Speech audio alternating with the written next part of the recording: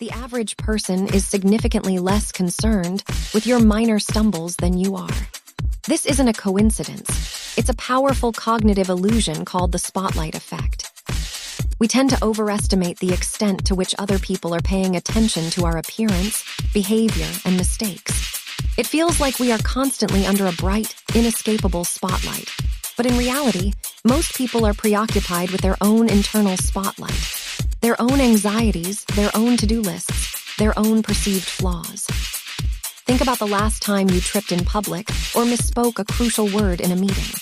The immediate feeling is intense mortification, right? You scan the faces, searching for the smirk, the pointed glance, the audible gasp. You feel it etched into their memory, a permanent stain on your social record. But here's the psychological reality check. Most people are too busy managing their own inner spotlight to pay meticulous attention to your momentary slip-up.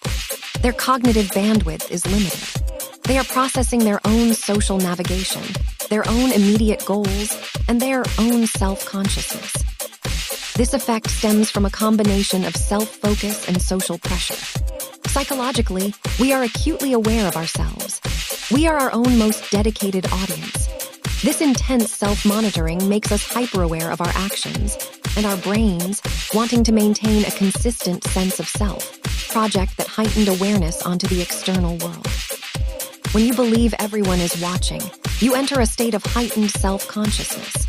This state, ironically, makes you act in ways that confirm the belief. You become more awkward, more self-aware, and thus, you generate more material for others to potentially notice.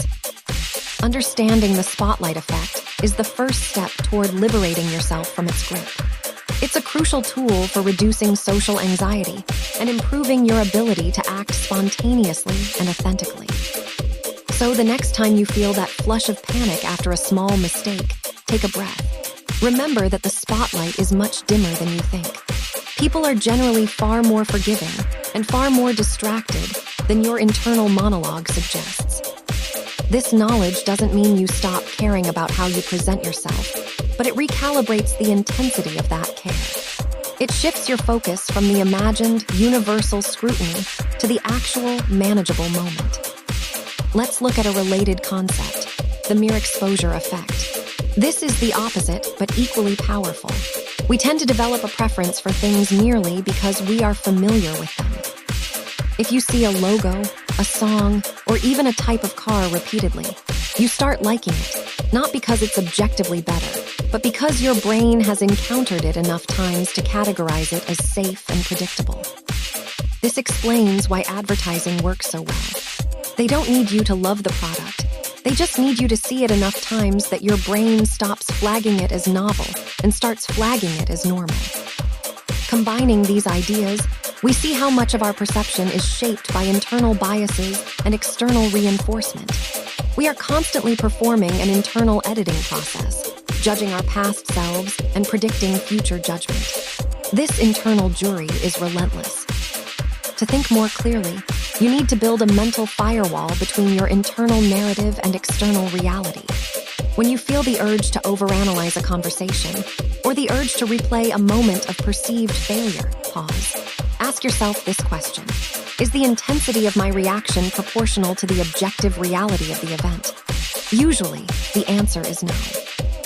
The spotlight effect teaches us that the perceived weight of social judgment is dramatically inflated.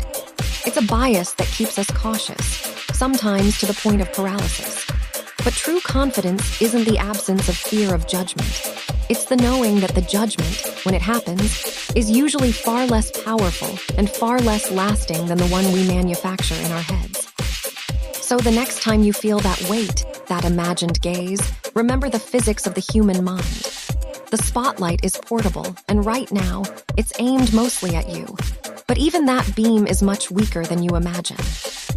Understanding these mechanisms isn't about becoming a cynic. It's about becoming an accurate observer of your own operating system. It's about gaining perspective so that the noise of expectation doesn't drown out the signal of what you actually want to do.